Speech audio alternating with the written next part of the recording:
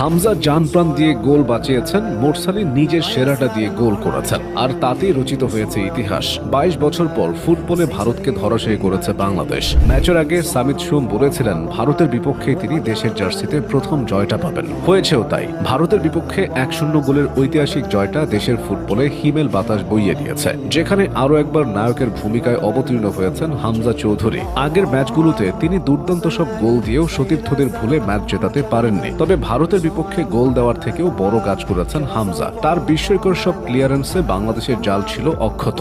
ম্যাচের পুরো সময়টা লিড ধরে রাখতে মাঠের এক প্রান্ত থেকে আরেক প্রান্তে ঘাম ছড়িয়ে গেছেন হামজা। ১-২ বার নয়, তার রক্ষণ কৌশলে বেশ কয়েকবার গোল হজম থেকে রক্ষা পেয়েছে বাংলাদেশ। ম্যাচের ৩১তম মিনিটের কথাই ধরা যাক, গোলরক্ষক মিতুল মারমার ভুলে গোল হজম করতে বসেছিল স্বাগতিকরা। মিতুল বার ছেড়ে অনেকটা বাইরে চলে গিয়েছিলেন। বক্সের ঠিক বাইরে থেকে সেই সুযোগে শট নিয়েছিলেন ভারতীয় মিডফিল্ডার লালি